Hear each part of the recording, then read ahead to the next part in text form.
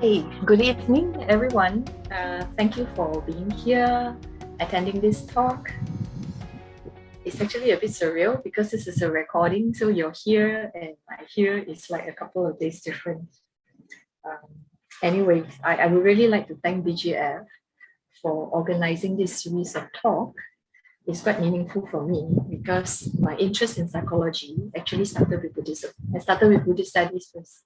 Then I was interested in psychology. I went on to study Master in Clinical Psychology. Then I kind of come one big round, back to Buddhism.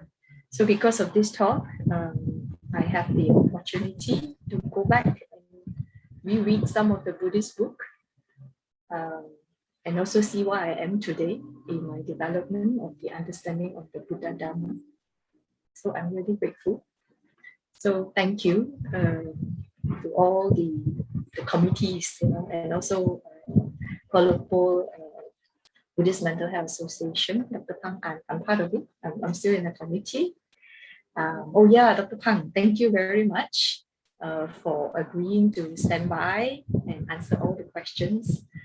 I hope I'll be okay also after my vaccination, that I can be live, to take a Q&A. Right.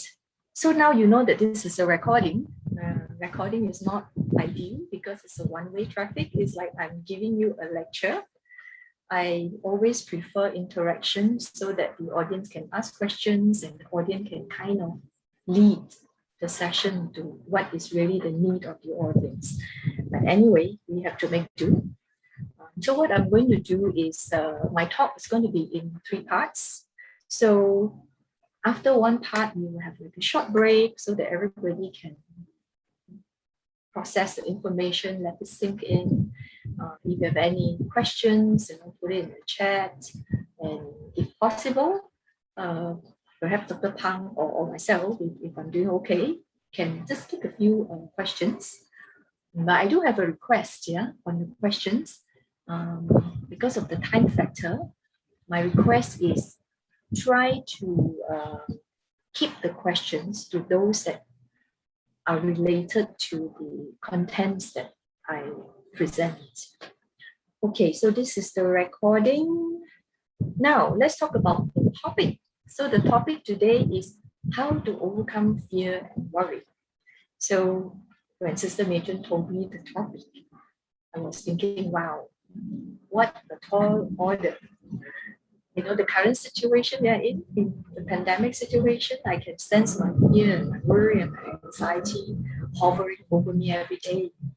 It is not very severe, but it is there. Sometimes it kind of spike a little bit when I receive certain news, or I read certain news or some events actually happen. But I would say this is a very apt topic, very relevant to what is happening to us, and it makes me reflect, on my own worry and my own fear. So, and as I look at the topic, so perhaps I would talk about how to manage fear and worry. Moving, my screen. Okay. So now let me start this talk with a very short story. It was a while after Sister Meijun told me about this topic. And one morning I woke up in the morning and I noticed this bee buzzing in my room.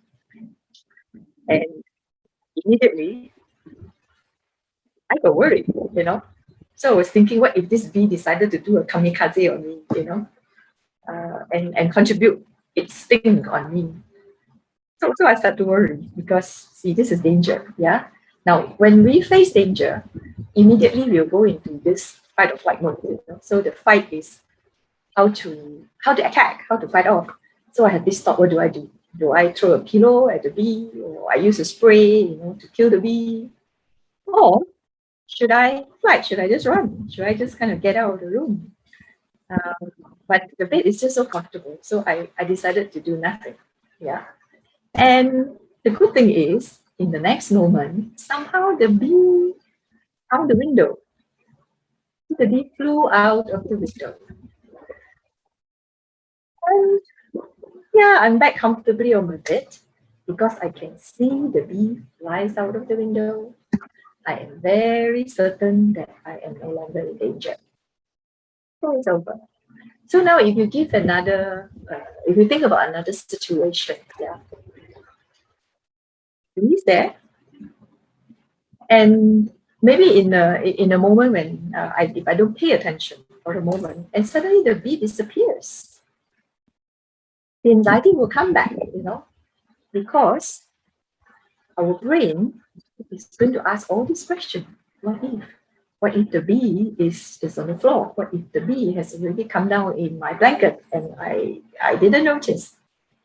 Because there's still a lot of uncertainty and the danger just stays on. So when we talk about anxiety, this is kind of a formula. Fear plus uncertainty equals to anxiety. So now let's talk a little bit about fear. Okay. Fear is one of our humans' primary emotion. All emotion has a function. So fear organizes our responses to threats. It can be threats to our life, threat to our health, threat to our well-being, and it focuses on escape from danger. And the thing about fear is, when fear diminishes, the danger is eliminated. Yeah, sorry, when fear diminishes, when we see that the danger is eliminated. So when the bee flew off, there's no more fear. Now, but in this situation, the fear doesn't diminish because I wasn't sure whether the bee was still there or not. And the danger is still there. So that is what we call anxiety. So let's talk about vicious cycle of anxiety. Yeah. When we feel fear, fear is the underlying emotion, the feeling of anxiety. When we have this anxiety, usually there is a cue, there is a trigger. So, now we are in this pandemic situation. There are lots of queue all over. So let me share with you my queue, the most severe queue. So like a few weeks ago, in the area that I'm staying, the residential area that I'm staying, there is this business center where all the residents go there for food, marketing. And what happened was the infection rate actually went up very high. I think it hits perhaps almost 100. So the management actually asked us to stay away. So there is a lot of heightened anxiety in most of us. So that is the cue. But even we kind of stay away, but sometimes we still have to get there because we have to go and buy our provision, and stuff like that. So we just like go nip in and let him out very quickly.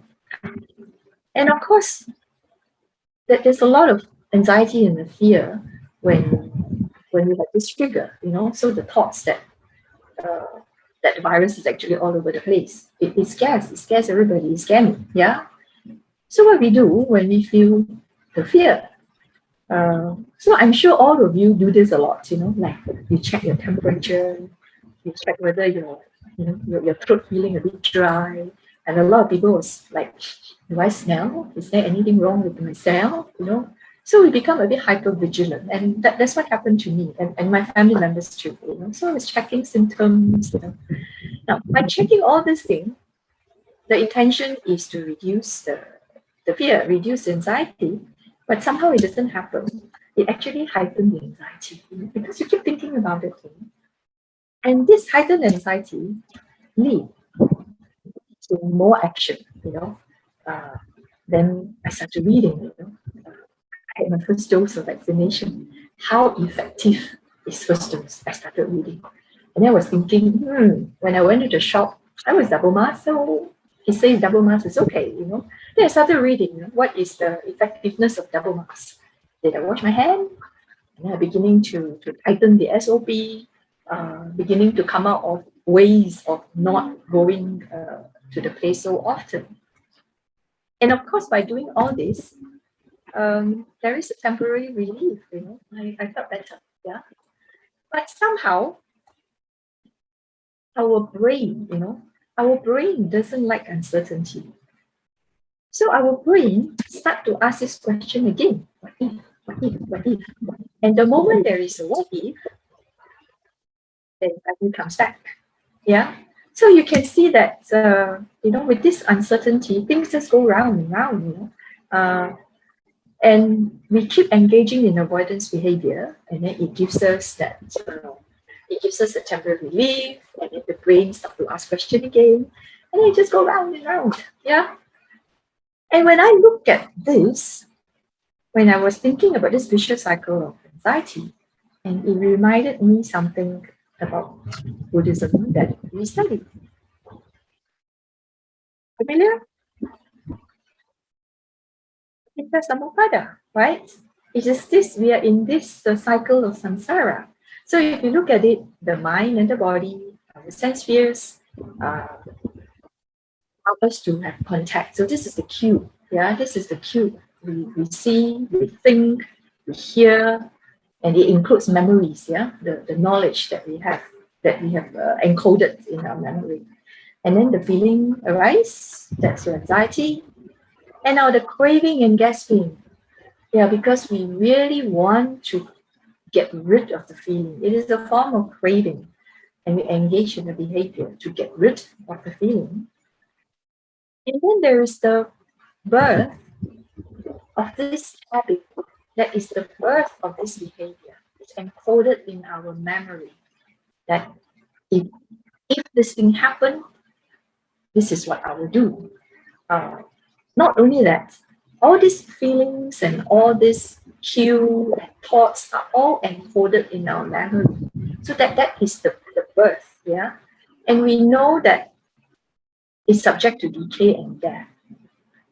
And that's why, this notion in our brain that by doing all this thing will give us a relief, that is worth of it, but it doesn't stay, yeah, because it starts to decay and the pain and despair starts all over again. So it goes round and round and round. Now, this particular Sampada model, when I first came in contact to it a couple of years ago when I was attending a MBSR retreat, MBSR Mindfulness-Based Stress Reduction retreat in New York. And it was actually presented for the first time by a psychiatrist and a neuroscientist. His name is Dr. Judson Brewer. He used this model to conceptualize addiction. He didn't use it for anxiety. He used it for addiction, and I thought that was so refreshing. And when I look at anxiety, I thought, yes, it is. It seems like the same model, yeah.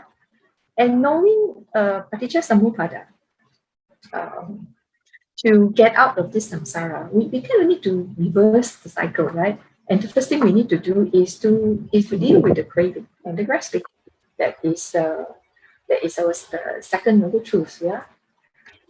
So if we come back to the vicious cycle of anxiety, and also in any psychological treatment, we normally encourage the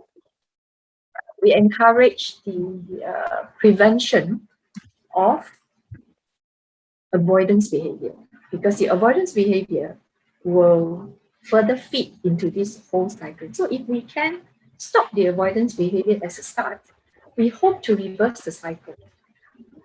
And slowly, one by one, it may stop. Yeah. But that is still the problem, because the uncertainty is still there. Our brain doesn't have uncertainty, and the anxiety will still be there. So how do we deal with it? And the most difficult thing is we know that we cannot get rid of anxiety, because I think we all know that this is a universal law. The only certainty in this world is uncertainty. So based on this, it looks like, the answer of how to overcome fear and anxiety, we need to embrace uncertainty, which is not easy, but it is not impossible. Right. I need to slide in this particular slide before I continue, right? Because the anxiety that I'm talking about is actually very general. It is not any particular anxiety disorder. Yeah, it is more of everyday anxiety. So I find this slide is always useful when I talk about anxiety. So there is a difference between everyday anxiety and anxiety disorder. So if you can see from this slide that everyday anxiety example is, we worry about exam, worry about deadlines, or we're embarrassed, in some awkward social situation, like I'm giving this talk and feeling a bit of anxiety. And of course, fear, when we are in really a dangerous situation, we are fearful. Or presentation, there is always some anxiety, right? Now, it is different from anxiety disorder, like the example, if you look at the other side of the slide, it talks about like a constant worry, anticipating the worst, causes a lot of distress and interfere with daily functioning. So actually, from everyday anxiety to anxiety disorder, it is not like a clear line, like in the slide. It is a continuum, but the general guideline is about daily functioning. If our anxiety is so intense that it interferes with our quality of life and interfere with our daily functioning, it falls into the continuum of disorder. And as a clinical psychologist, I would like to suggest that if you notice that this is happening, it is best to consult a professional. Okay, now this is the first break. If you have any reflection, any thoughts, allow some time to let whatever you were receiving sink in, and you may have some questions. And like my request, stick your questions. Please stick to those that are related to what I had kind of talked about in the last 10-15 minutes. Okay, welcome back. This is part 2 of the talk, and I want to start with mindfulness. Yeah. Now, our mind and our body is in contact with internal experience, external experience, moment to moment to moment. And all this experience, like in the model of Paticca Samuppada, when we have contact, there will be some feeling, some emotion arising in us, yeah. And the feeling will be either pleasant, unpleasant, sometimes it's neutral, yeah. But most of the time it's pleasant or unpleasant. So if we have something that is something we like, so it is pleasant. And in our brain, there is this reward system. If we like something, we want to have it more. So I want. Our experience gives us the feeling of absence, yeah. Then the brain tells us, no, I don't want, I don't like it. Get rid of it. Please get rid of it. So this is I want is attachment. I don't want is aversion. The thing about our brain is that it doesn't just ask us to get rid of it. We also have a kind of problem-solving system. Yeah, in the brain, the brain will go on to find solution, to find answers, to try to get rid, uh, of this that we don't want. And if we continue to get rid of, try to get rid of it, that is where we may go down the rabbit hole. Yeah. So let's look at this. Yeah. In MBCT, mindfulness-based cognitive therapy, this kind of the mode of the mind is called driven doing mode. Yeah. So you just imagine you want to go home, right? So you drive along the way, and your home is your destination, meaning is your goal. and our brain will tell us to assess how far are we from our goal. We kind of moment to moment we are actually assessing it. Yeah. Um, Now, assuming that something happens, and we need to detour. Yeah, of course, the frustration, whatever feeling will come, and our brain in this driven doing mode will try to find a way, find a solution. Find a way to get home. Yeah. So, but this driven doing mode is actually function for us. We need that for us to function. We need to solve problem. We need to achieve our goal. If you need to sit for exam, we need to plan. We need to study. Um, so however, this driven doing mode is actually not helpful when we are dealing with emotion. Yeah. So let's say we talk about the situation just now, about the anxiety about being infected. Yeah.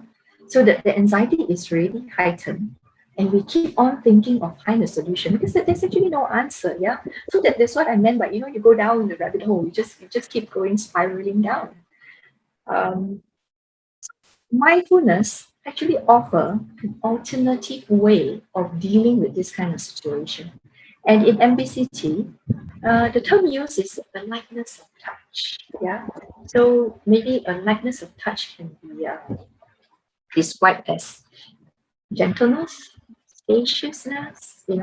So it's a different mode of the mind in dealing with this kind of situation, which actually, frankly, is a bit difficult to describe using words. Words semantics is actually quite limited. So what I'm thinking is, let's do a very short practice and see perhaps that can give you that experience of what is this lightness of action in mindfulness. Right. So now let's start with this practice. Yeah. Okay. Now, first thing, just adjust your posture. Yeah. Adjust your posture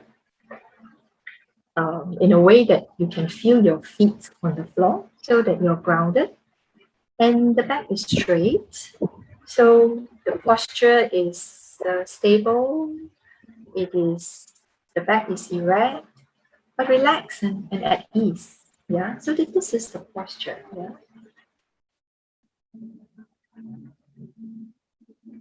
Now, in the next moment, right, I would invite you to use your sense of sight and just take in whatever views that is in front of you. And with the lightness of touch, like noticing what is the light quality around the room. Is it warm? Or is it cold? Is it dark? And noticing shapes, texture, colors, gently noticing that what are you looking at? What comes into your sense of sight?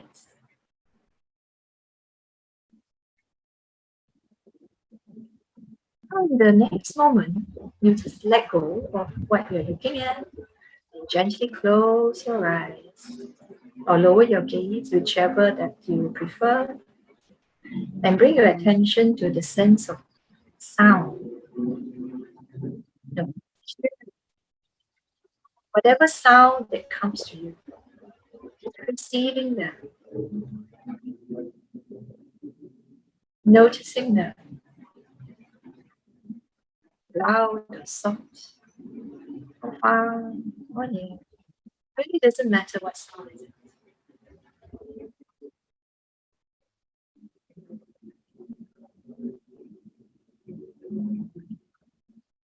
Now, in the next moment, let go of the sound.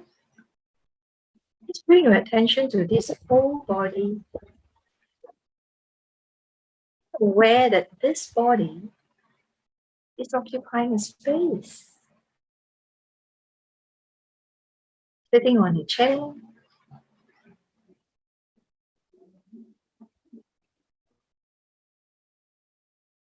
there's some sensation all over. Cold, warm, humid.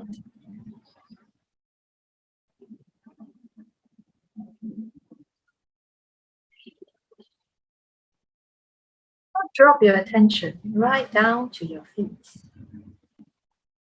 the sole of your feet,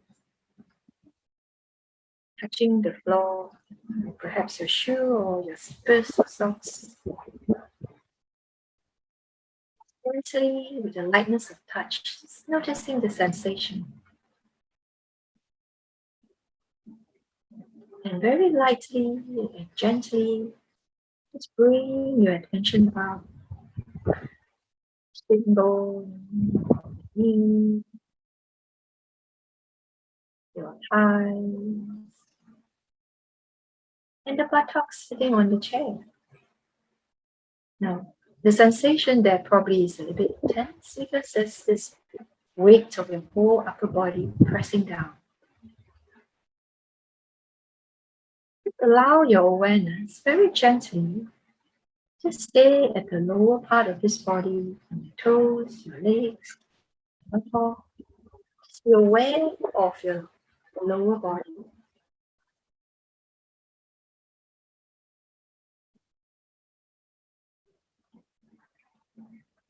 Now, in the next moment, let's invite your awareness up to this upper body. Upper body that is supported by the spine, is erect, at ease.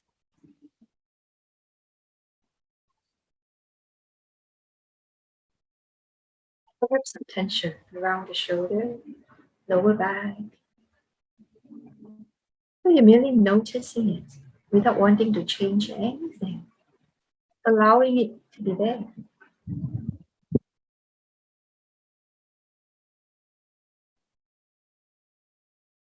In the next moment, gently let go of the upper body and bring your awareness to your arms, from the shoulder right down to the tip of your fingers.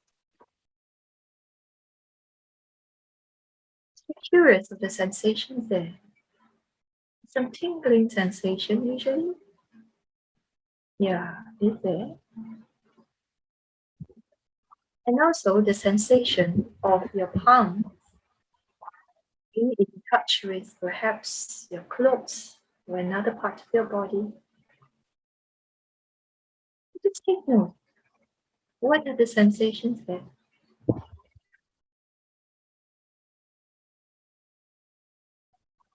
And with gentleness and lightness, let go of the arms and bring your attention to the shoulder and up to the back of the neck. This is the part that's usually a lot of tension. But what is tension? What is it like? Just take note of it. You may want to let it go, you may want to relax, or you may just want to let it be there. It's your choice.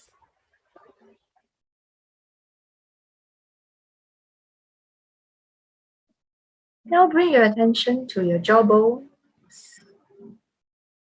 your lips, cheek,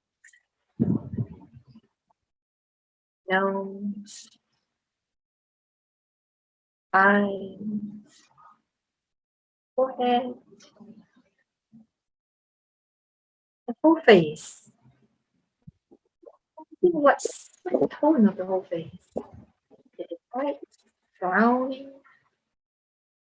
Or there's a gentle smile? If you want to, you can put a very subtle smile on your face. Be aware of the skull and perhaps your hair and your whole head, from your face up to the crown, the back of your head.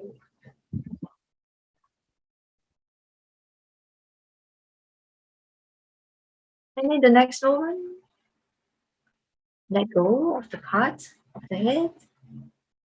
You will notice the certain subtle movement of your upper body. That is your breath, chest,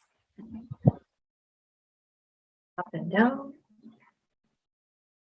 and even some subtle heartbeats.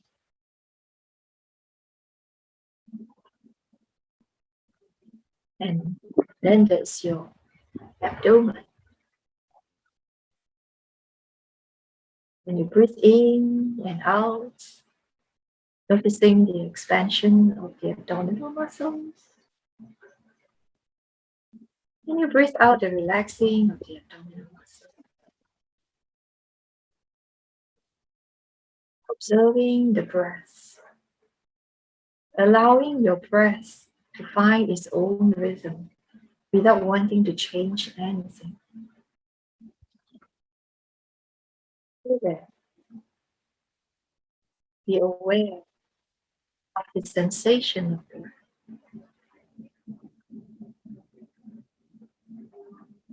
As best you can, follow the breath all the way in and all the way out. We're going to practice this in silence for the next few moments.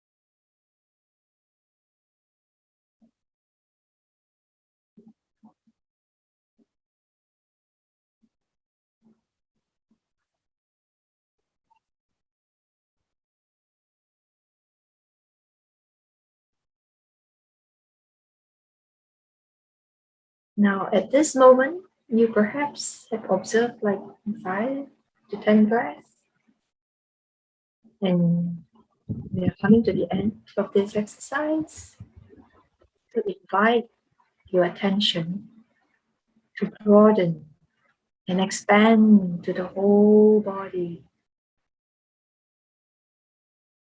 as if the whole body is breathing.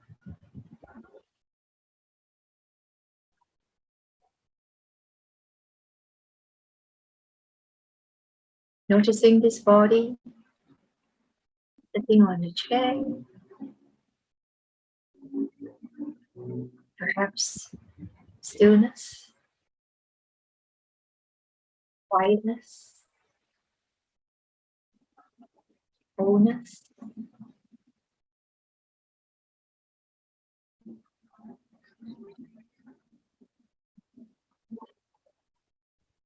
So in your own pace,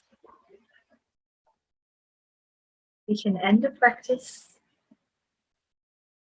and gently open your eyes and return your gaze to the screen.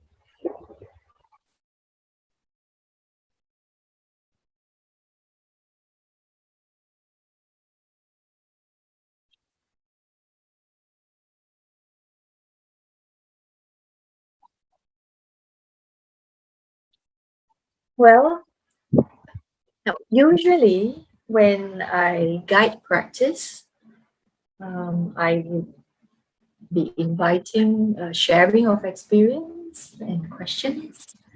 Uh, Even though this is a recording, I would still like to invite you to share your experience in the chat box.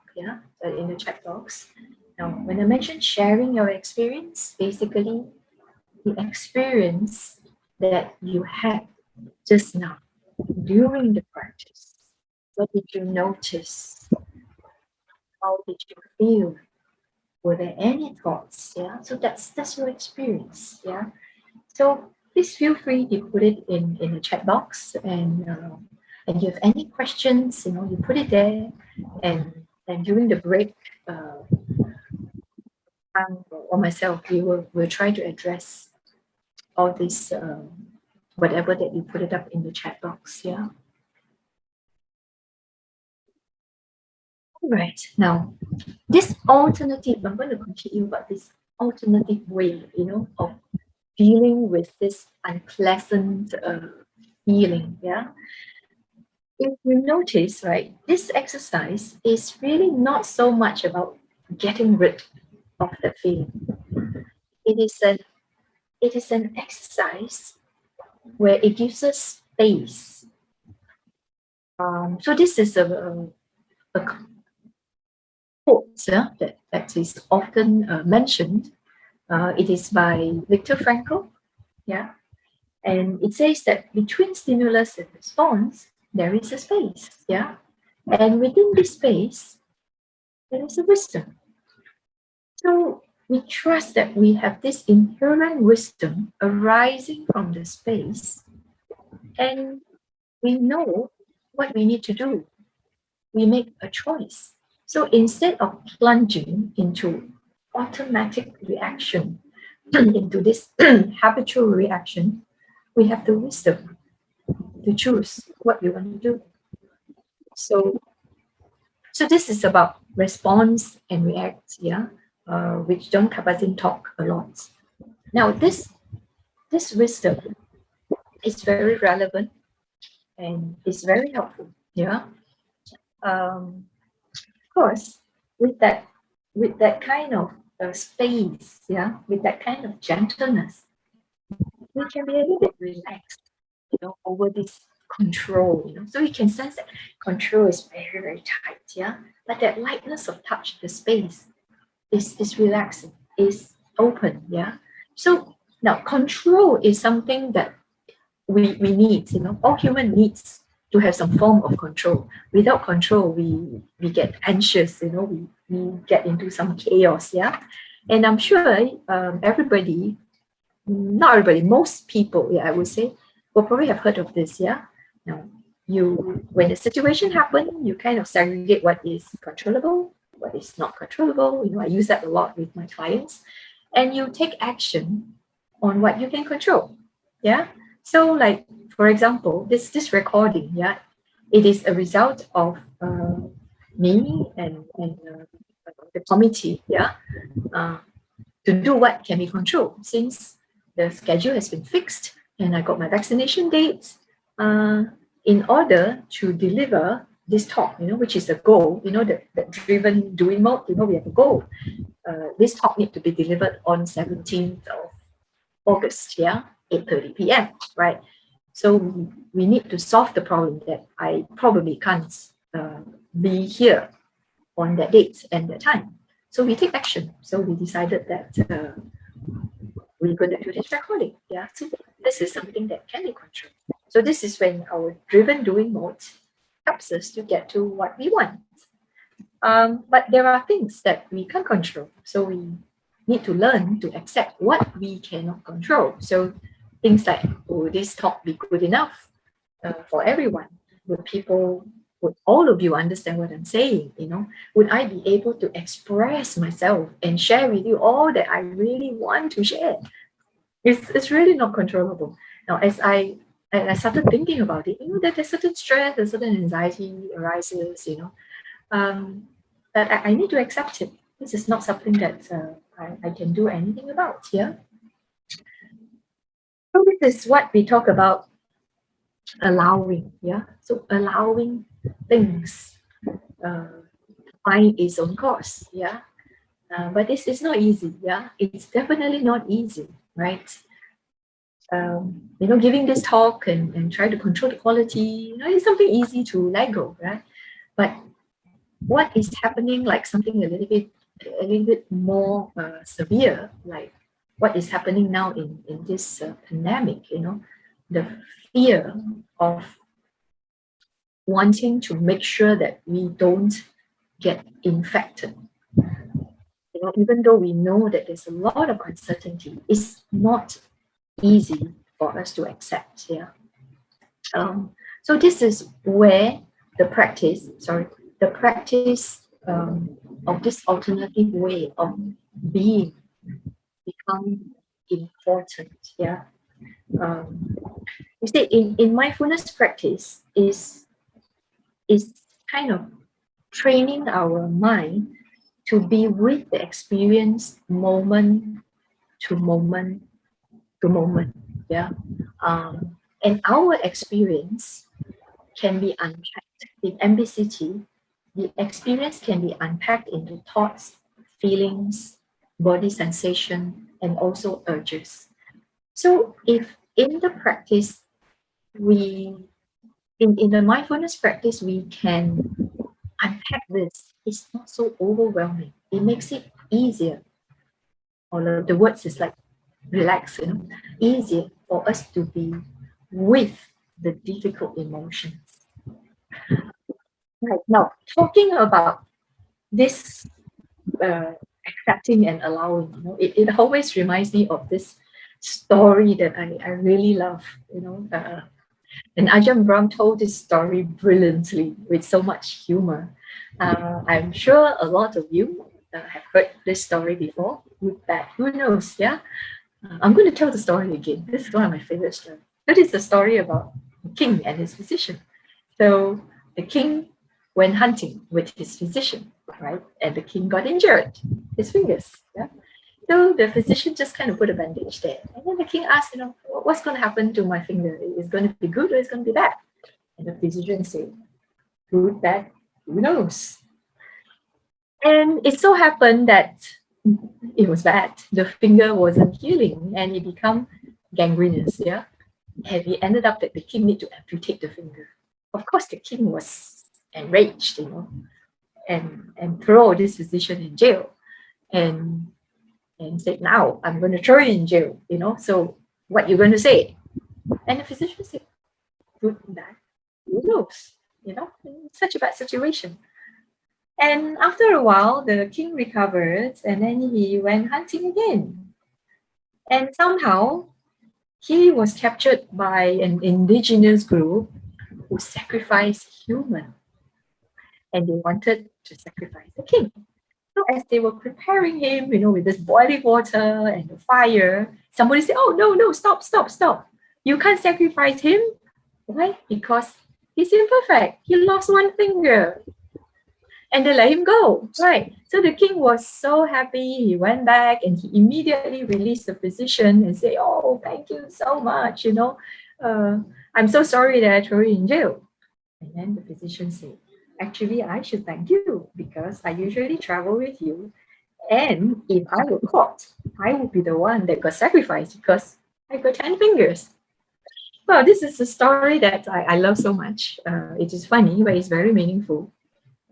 Truly good, bad, who knows? So I would say that mindfulness practice does help us, to embrace this, the good and the bad. Yeah. So if we look at this is, our mind tend to be dichotomous. Yeah, it's good, bad. Difficult feeling is bad. So the brain say, get rid of it, get rid of it. Yeah, but in reality, good in bad, there are bad in good. This is, I always remember that's what one of the talk that Uncle Vijaya presented that, I thought, wow, good and bad, it is not dichotomous, yeah. It can coexist. Right, now the next thing that I would like to talk about is thoughts, yeah. Thoughts, it is so important, yeah. We always have thoughts. There's always thoughts, yeah. Let's go back to the anxiety, right? Now, in anxiety, a lot of times it's our thoughts, right? So if we think about, if we go back and revisit that vicious cycle of anxiety, right? It is the thoughts, yeah. Have I been infected? The thoughts, and then the feeling arise, yeah. So in MBCT, there is something very important, right? It says that thoughts are not facts, right? They're not facts. It says that every thought is a mental event that contains a seed of reality. So there is some reality there, that is a seed. And the seed is surrounded by a shell of inference. Yeah. So inference is something that we base on facts, and then we infer, So it's like, we grow, we have a seed and then we grow. Yeah. So if we look at our driven doing mode, yeah, the goal is going home, and then there is obstacles along the way. So there's a lot of thoughts. We need to find solution, how to circumvent, all the obstacles. So these are thoughts. Yeah, these are thoughts. So if we apply in a situation that I mentioned, the fear of being infected, right? The anxiety were related to my thoughts and not the facts. Yeah. So the whole thought process is like this. And the thoughts, yeah. The facts is that 100 over people were infected, right? Uh, there are some information about Delta variant, the statistics of what is happening in our country. Those are facts, right? But it wasn't the facts that caused my anxiety.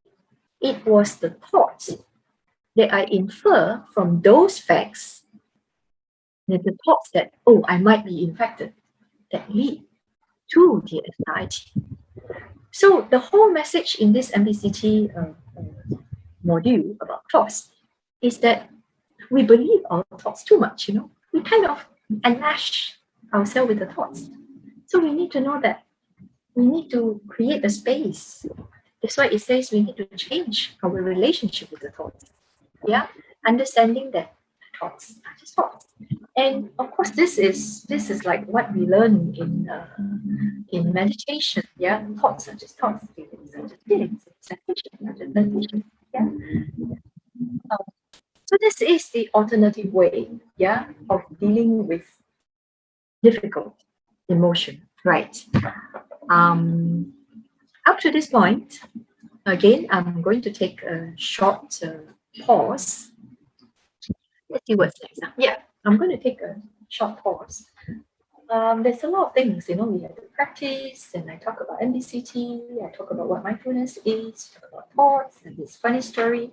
So kind of take a few moments, let all these things sit in, kind of sink it in, You can imagine, like, that there is a stone, in your body, and there's a well, and the stone, what you have just received just now, all the information, and you just let it kind of sink in deeper and deeper into the well. And you see what arises, There might be some thoughts, some feelings, some doubts, whatever. Just let it be. Just allow it to arise. And of course, if you have something to say, questions, please, feel free to put it in the chat box. Yeah. So welcome back. This is the last part of the talk. And this is something so important. Be kind to yourself. Whether you're anxious, you're sad, you're even happy, we need to be kind to ourselves. Yeah. Sister Mian, I think she's going to talk a lot more about this self-compassion, mindful self-compassion. So for today's session, for this topic, be kind to self, I will contain it only to activities. Yeah. So again, this is one of the MBCT module about kindness in action. How can we be kind to ourselves using action? Yeah. So there is a term called nourishing activities. So we can be kind to ourselves by engaging in nourishing activities. And the opposite of nourishing activities is depleting activities. Yeah. So we have both. We need the depleting activities and nourishing activities, that it was never like a clear line that I want all nourishing activities and I don't want all depleting activities. That's not the reality. Yeah.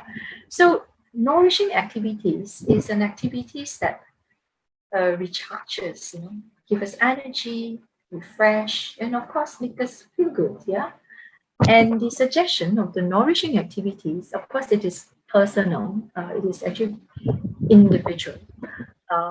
You have the pleasurable activities, and another one is called mastery activities. The pleasurable activities are those activities that bring us pleasures, yeah. So like socializing, chit-chatting with your friend, talking to your loved one, and people who enjoy nature, or you listen to music, you engage in a hobby, cooking, whatever, something that makes you feel good, makes you relax, yeah. Now, mastery activities just make you feel good, but sometimes the process of getting to feel good is not necessarily pleasurable, yeah, because mastery is about a sense of achievement. A very good example is like running a marathon, yeah, or hiking. The process is, the body is so tired, but when you reach the peak, and you look at the sunrise, that kind of mastery feeling is just beyond pleasurable. Yeah. So other example of mastery will be like learning something new, even like baking, so you find, oh yeah, new recipe, wow, what an achievement, I managed to make some gourmet food, so there's this mastery. So we try, to look into engaging in this kind of activities to nourish us. Yeah. uh, I think this is probably very apt, important, and relevant in this time of pandemic, uh, where everything is down, we feel heavy, there's this gloom and doom hovering over us. All these activities will help to uh, space, it gives us the space, yeah, lift us up out of this gloom and doom, for a while. The next one about self-care and be kind to ourselves. I think everybody knows this. I I don't think I need to I don't need to remind, or maybe I need to, because I need to remind myself, yeah. A healthy body, healthy mind, healthy mind, healthy body. I think we all know that, yeah. And I think there's a lot of study to say that if our body, if we have a good rest, we need to have a good rest, good sleep, good food, we need our immune system, your vitamin D, vitamin C, so eat proper food, exercise, uh, to keep our body healthy, keep up the immune system, and with that, we have a healthy mind. So this is about being kind to ourselves. So this is something important, not just in particularly, to address fear and worry. It is just generally for our well-being. All right. So this is the end of the talk. And I would want to take this opportunity to present to you my favorite Dhammapada verse about the mind. Yeah. I believe a lot of you are quite familiar with this. Mind is the forerunner of all states. Mind is chief. Mind made are they. If one speaks or acts with bigger mind, because of that, suffering follows one, even as the wheel follows the foot of the ox. And mind is the forerunner of all states. Mind is chief. Mind made are they. If one speaks or acts with pure mind, because of that, happiness follows one, even as one shadow never leaves. So, with this, I'm going to end my talk. But before that, I'm going to share some resources with you. Yeah. Remember, I talked about Dr. Judson Brewer and the Paticca Samuppada.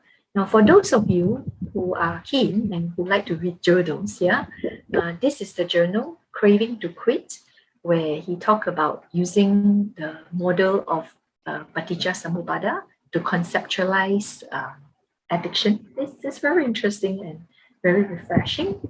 And Dr. Justin Brewer, he kind of specialized in anxiety. He has this book called Unwinding Anxiety. I haven't read the book. He also has this app. Yeah, it's also called Unwinding Anxiety. You can subscribe it. I have subscribed it, but I haven't followed through all the sessions. And if you want to know more about anxiety, and you may want to listen to him. He got lots of YouTubes, you just Google Judson Brewer's YouTube channels. You can listen to all his talk. His talk is interesting. He's charismatic and he's humorous. Yeah, he's very friendly. He gives you a very nice, warm feeling. Now, of course, Mindful Gym. Yeah, Dr. Pang is here. I think Dr. Pang has been doing a lot of online Mindful Gym, and he has his video. So please, make use of all these resources. Help yourself. Take care of yourself. Yeah. So thank you very much.